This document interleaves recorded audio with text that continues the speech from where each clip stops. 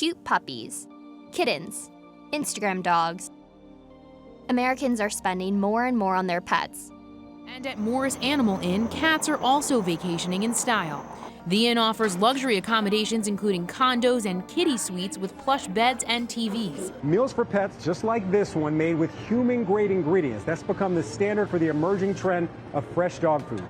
U.S. pet spending hit $72 billion in 2018, about $3 billion more than the year before. And if you look at the data since 1994, you can see how rapidly the industry is growing. The pet industry's growth isn't showing any signs of slowing down. In the United States, the number of dogs and cats could increase faster than the human population, according to one forecast. People are even taking out pet insurance plans to help pay for medical procedures and help their pets live longer. Here's how Americans' love for pets turned into big business.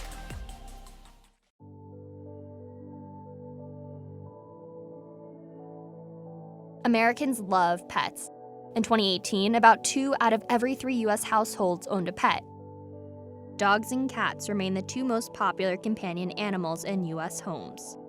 Birds and horses come in at a distant 3rd and 4th on that list.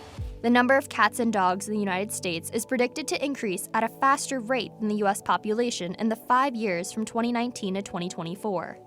Humans and their pets are attached at the hip. Once a clear delineation between master and servant, the human-pet relationship has changed significantly over the last 30 years and brought humans and animals far closer together. Years ago, we didn't fully understand animal welfare as well as we do now. So what people did with their animals before, which was commonly accepted, might, for instance, include things like tying your dog outside to a doghouse. We now see that that's not really appropriate to just tie a dog out there for a number of reasons, not least of which is that there are weather issues and the dog is not getting enough social interaction. I think through our advanced understanding of animal welfare, we're starting to realize that these are social creatures that want to spend time with us. That was Nancy G. In 2017, she and Rebecca Fox published a paper in which they concluded that since the late 20th century in Great Britain, the relationship between humans and animals had become more intense and responsible. People are seeing maybe their pets more as not necessarily humans, but maybe as part of the family, sort of recognizing that they're not just an animal, but they're an important individual who's important within the family, that kind of thing. And I'm not saying nobody did that before, but I think it's a lot more common and a lot more accepted now. Historically, people only spent money on their pets when the economy was booming. But with pets moving closer to family status, pet owners are more likely to pay for their pets' needs during tough times. Industry experts call this phenomenon pet humanization. And here's who's driving that. The pet industry's growth of late is in part coming from demographics. You have the aging demographic, the empty nesters, and they're having more and more pets because they don't have children anymore. But also you have the millennials who are coming in and delaying the raising of children, and they're having more pets. And you put those two together, and in the US today, 7 out of 10 households have pets, and that's twice the number that have children. Humans are going beyond basic food and vet services. We've begun to treat our pets the same way we treat ourselves. To that end, pet owners are purchasing indulgent items like premium pet food, daily supplements, tech gadgets, clothing, and even matching streetwear. We conducted a completely unscientific poll at CNBC to see how much people spend on their pets. This is Bubba. He's an 8-year-old pit bull and he loves sleeping, and our family loves him so much. We spend about $1,700 on him a year. The most expensive thing we get for him is his monthly allergy medicine. That's about $100 a month. He has to have a special food for his allergies, which is about $60. We spend about $45 on her litter and hay and just food in general every 2 months. Our other pets are a little more expensive. My 2 shepherds, it costs about $110 a month to feed them, $60 every 2 months to get them groomed. They're both on pills from the vet, so $45 each a month. I'd say for the year in general, it's about $800 just for their vet costs combined. This is Chewy. He's 14 years old, and he's the 4th dog I've owned. We spend about $150 a month on him just between treats and dog food. But we don't do pet insurance. We've never really seen the need for it. This is Oliver. He's 11 years old, and we have spent a good amount of money on him, buying him ridiculous things like Halloween costumes.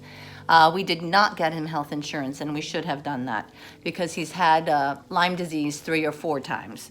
But he's our family member, and we love him.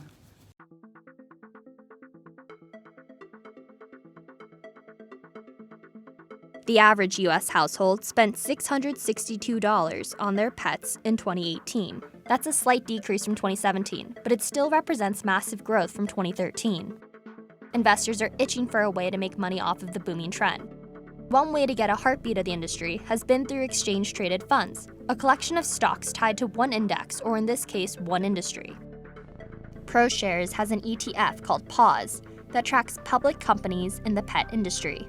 Our ETF follows the FactSet Pet Care Index, and in Q2 as an example, those companies grew their earnings 12%, and this is an environment where we all know that earnings growth is very hard to come by, so it's translating into the bottom lines of these companies. Just a little bit less than 2/3 of the ETF are pet healthcare focused, with the rest being pet supplies and retail, and of course pet food.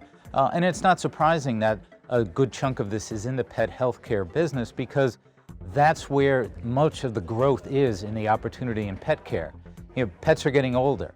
You know, they're needing more and more health care, and people are treating their pets like they're members of the family. So there's tremendous investment there, tremendous opportunity. And the way I like to think about it, there's no Medicaid for dogs. You know, there's a real opportunity to make money there that isn't as influenced and impacted by public policy and government decisions. Meet Dave Westenberg. He's an analyst at Guggenheim, and he wrote a 138-page report for investors on the pet industry. It looks at where the future of pet care is headed by 2024. He writes that the industry became attractive to investors after the recession of 2009, when everyone was struggling to find growth. He also writes that, quote, a 6% growth rate with resistance to recession is a good profile for companies, particularly in the post-Great Recessionary economy. Stocks in the animal health group have gone up 208% since 2014. The S&P 500 in comparison gave investors a return of 48% during the same time period. Veterinary services make up a big chunk of pet spending. In 2018, U.S. households spent an average of $662 on their pets. Just more than a third of that came from vet bills. There's 3 major drivers of veterinary spending. One is price, in which is correlated with GDP, rise in pet growth overall, which is 1% to 2% as well. And then there's service intensity, and service intensity is essentially the veterinary business becoming better businesses. And that has equaled roughly the 6% growth phenomenon. Medical care for pets is getting more and more advanced. Pets now get CT scans, transplants, dentistry, and chemotherapy. Owners want them to live longer and healthier lives. And as the vet bills pile up, more consumers are turning toward pet insurance plans rather than paying for procedures out of pocket. Right now, fewer than 1% of pets in the US are insured. However, that number is expected to rise. In Sweden, for example, 30% of pets have insurance policies.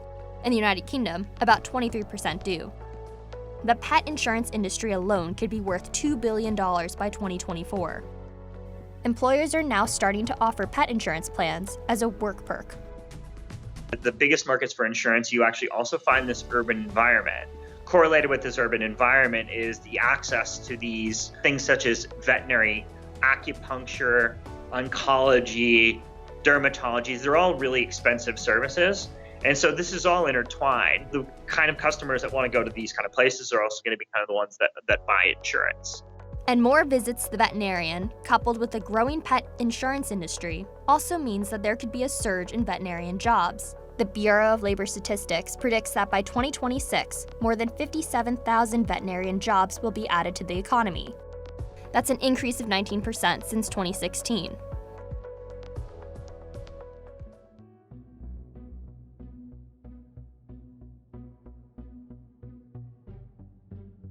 As investors pile into pet stocks, it's easy to overlook what the underlying forces behind the industry's growth means for our dogs and cats themselves. It's part of a decades-long trend of animal rights and protection, It means that their lives are getting better and longer.